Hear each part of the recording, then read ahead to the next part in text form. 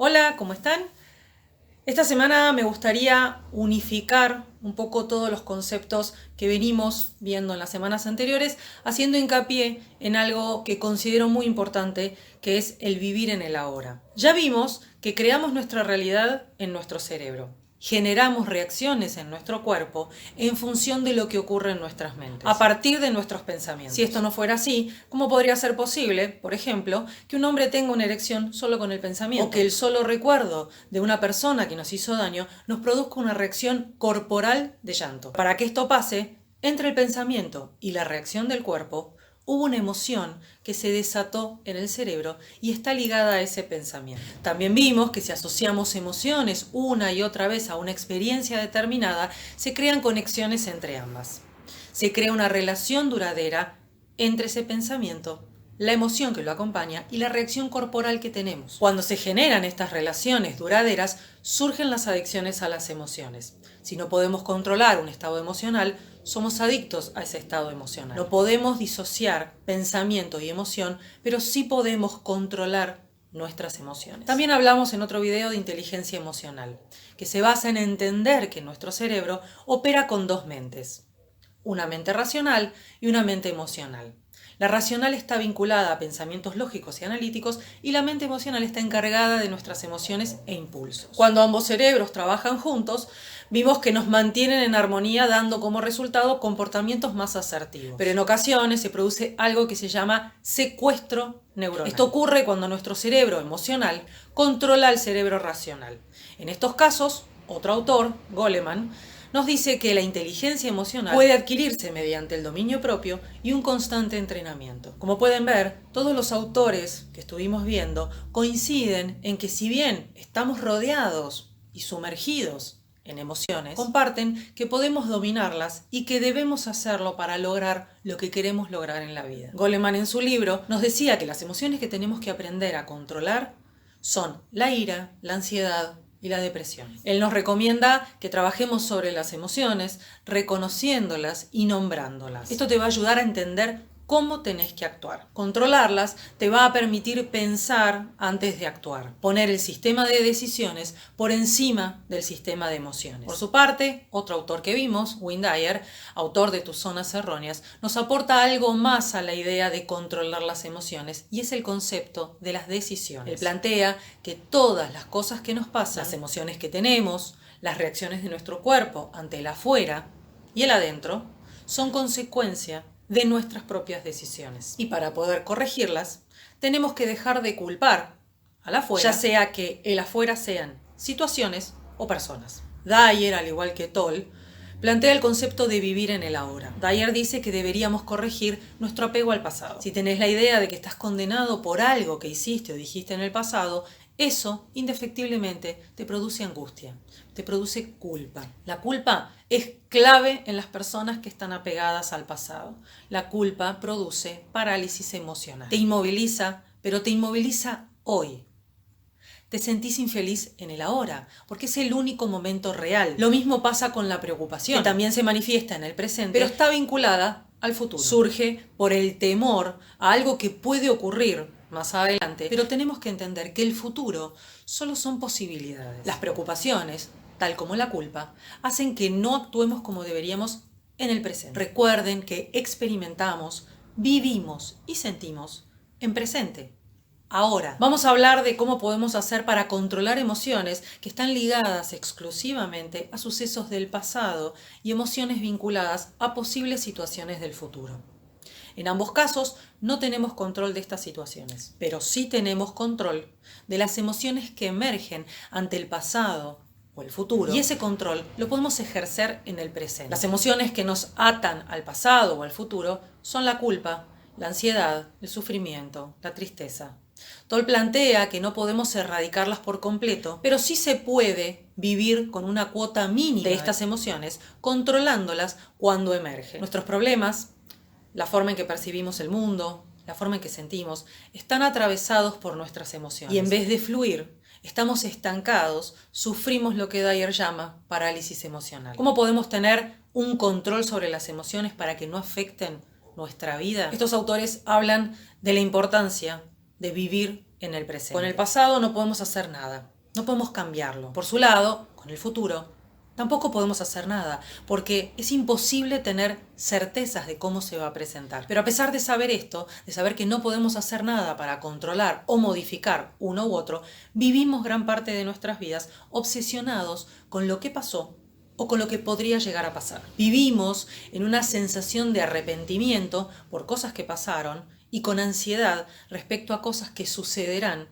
o podrían suceder en el futuro y de las que no tenemos ningún control. Y somos nosotros quienes nos negamos poder ser felices porque elegimos mantener esas emociones, sostenerlas en el presente. El primer paso es tomar conciencia que el único momento que está disponible para nosotros es el presente, es el ahora, es el momento en el que podemos tomar decisiones. Lo que llamamos pasado está construido por momentos en la memoria que ya pasaron, pero al traerlos a la conciencia, al momento presente, ese recuerdo trae consigo las emociones que se asociaron a ese recuerdo cuando lo vivimos. Cuando esas emociones son agradables, nos hacen revivir el suceso desde lo positivo y el recuerdo nos da felicidad. Pero cuando ese recuerdo está asociado a emociones negativas, revivimos esas emociones y ahí es donde tenemos que ejercer el control y negarnos a volver a sentir emociones que nos lastiman. Mejor aprendamos de esa experiencia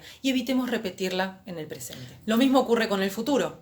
No hay forma de que preocupándonos por el futuro podamos tener certeza de cómo va a ser. Si lo que experimentamos al pensar en el futuro está asociado con problemas, y eso es lo que nos genera angustia, incertidumbre, intentemos cambiar el concepto de problema por retos o desafíos. Desafíos que vamos a resolver en función de que vayan apareciendo en el presente. No nos anticipemos emocionalmente hablando. Es decir, no sintamos emociones negativas con antelación, porque esto también nos paraliza. Mejor tomemos el futuro como un abanico de posibilidades, desafíos y retos que cuando lleguen a nuestro presente los enfrentaremos y los resolveremos en el ahora. Los problemas solo pueden resolverse en el presente, uno a uno, porque tenemos una sola conciencia y esa opera en el presente para poder resolver las situaciones que se presentan. Como dije antes, no podemos erradicar por completo las emociones negativas. Una parte de nosotros necesita del dolor para sobrevivir. El dolor también nos enseña. El dolor no es otra cosa que una resistencia interna autocreada que se da en relación a las cosas y personas externas que no podemos cambiar. Experimentamos dolor cuando algo no nos satisface por cómo se presenta en el afuera, y la manera en que vamos a ser conscientes de ese dolor es cuando ese dolor emerja como una emoción negativa. Podría emerger en la persona como odio, rencor, tristeza. El dolor termina emergiendo como otra emoción. El dolor es fisiológico. El sufrimiento es lingüístico. Cuando tenemos una herida, eso es dolor físico. Pero como no hay forma de que pensemos de otra manera que no sean palabras, cuando ese dolor que nos provoca algo que no es físico tiene que emerger de nosotros, va a emerger con una emoción, va a emerger disfrazado con una emoción. Lo vamos a decir en palabras, lo vamos a sentir en palabras, porque pensamos en palabras. El pensamiento es lingüístico. No hay forma de pensar si no es en palabras. Tal como vimos antes, las emociones surgen en la mente. Por lo tanto, el dolor ocurre en la mente. Se alimenta cada vez más de experiencias negativas en la realidad, en el pasado, en el futuro, al punto que se termina convirtiendo en parte de nosotros, de nuestra personalidad. Y así terminamos siendo víctimas, somos víctimas del dolor. Este dolor se constituye en la forma en la que reaccionamos, en la forma en la que vivimos, en la forma en la que terminas estando en esa sintonía, y como el dolor forma parte de tu vida, te da miedo dejarlo ir. Porque dejándolo ir pone en riesgo tu forma de ser, tu personalidad de víctima. Repetís esos patrones negativos porque son parte de tu identidad. Aun cuando parece que el dolor viene del mundo externo, la realidad es que no. Es autocreado. Lo bueno es que como es autocreado, también podemos hacer algo para revertirlo. Otro elemento de la mente y que está a nivel del dolor es el ego. El ego es una parte de la mente que si lo dejamos controla nuestros pensamientos. El ego nos guía a situaciones de conflicto con otras personas y nos hace infelices. Porque cuanto más infelices somos, más control ejerce el ego en nuestros pensamientos. Hay que estar muy alertas al ego. Seamos conscientes de cuándo emerge. Probablemente si después de tener una discusión con alguien te tomás un rato para reflexionar sobre la discusión, es posible que notes que la forma en que sobrereaccionaste o la forma en la que elegiste decir las cosas, probablemente te des cuenta que estabas siendo controlado. Poder de análisis y tus respuestas estaban bajo el control del ego. A todos nos ha pasado de discutir por pavadas. Y eso es el ego hablando. Podemos hacerlo consciente, podemos corrernos y no dejar que el ego nos controle. El ego es una parte destructiva de la mente humana y siempre va a querer ser una parte muy importante. Así que si lo dejas tomar el control, te va a traer muchísimo dolor. Si entendemos que la mente es responsable del dolor y del ego, tenemos que tratar de separar la mente del cuerpo, es decir, la emoción que emerge de la mente, y enfocarnos en el cuerpo, en la reacción que esa emoción provocaría en el cuerpo. Esta es la forma de controlarlo. Si encontramos una forma de mitigar el poder de la mente y reducir parte del control que tiene sobre las emociones negativas que genera, podemos controlar lo que nuestro cuerpo hace con esas emociones. Esto se logra concentrándonos, prestando atención al cuerpo, a la reacción que nos sale y controlándola. Logrando aislar una emoción, cuando emerge del pensamiento, podemos lograr que no nos domine. Si va a influenciarnos de algún modo, el tema es que no nos domine por completo. Si llega a la conciencia una emoción negativa que se origina en la cabeza desde el dolor y el ego, revisémosla, pero no la dejemos pasar al cuerpo sin filtro. No podemos ignorar al cuerpo por el hecho de que seamos seres racionales. Aunque las emociones, pensamientos, ideas surjan de la mente, también es importante que le demos el lugar al cuerpo y la importancia que tiene en la forma en que procesamos lo que emerge de la mente. Porque las conductas, acciones, reacciones surgen en la mente, pero se manifiestan a través del cuerpo, en la corporalidad. Vamos a hablar de un concepto muy interesante que es la espera activa. Es cuando somos conscientes que algo importante puede pasar y nuestra concentración está en el ahora. Estamos en un estado de alerta permanente. Si estamos esperando en un negocio ser atendidos y nuestro número es el que sigue, estamos en modo espera activa. Alerta de que nos van a llamar. En la espera activa no hay lugar ni para el pasado ni para el futuro.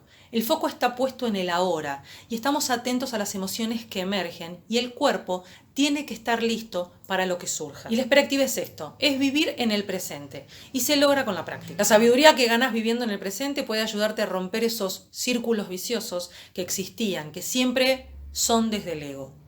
La paz interior que logres te habilita mejor para escuchar al otro, sin juzgar, porque el ego se corrió, ya no quiere ganar la batalla. Como vimos antes, no todo dolor es inevitable. No vamos a ignorar todos los sentimientos negativos que surjan. Hay situaciones que van a hacer surgir estas emociones. Por ejemplo, la muerte de un ser querido. Ese es un dolor que no se puede evitar. Entonces, ¿qué hacemos? Solo podemos aceptarlo por lo que es. Si tenemos la habilidad de aceptarlo como algo que es y no puede ser cambiado, porque está en el pasado, entonces evitamos sufrimiento innecesario adicional. Sentirnos mal por algo es natural. Aceptarlo significa que no vas a gastar más tiempo del necesario en esa emoción. Quien vive en el presente tiene la fortaleza para enfrentar el dolor y enfrentar situaciones difíciles como cosas que suceden y que no podemos cambiar, sabiendo que no podemos cambiarlas. Y a partir de esto logramos avanzar. Vivir en el presente es un hecho interno, donde predomina la enseñanza. Hay que tratar sin pánico de salir de las situaciones, aceptarlas, aprender y hacer lo necesario para solucionarlas si es que puede. Vivir en el presente trae fortaleza, determinación, porque no gastamos recursos en el problema, lo vemos como un desafío, como situaciones manejables, resolvibles, una a una, en donde en vez de reprocharte o angustiarte, la manejas para resolver. Vivir en el presente es no dejar que el ego se apodere de nosotros, no dejar que la mente genere dolor innecesario. Y así nos volvemos más efectivos porque concentramos toda nuestra energía en el presente para resolver y mejorar eso que hay que mejorar y resolver. Gracias por quedarse hasta el final. Les mando un beso.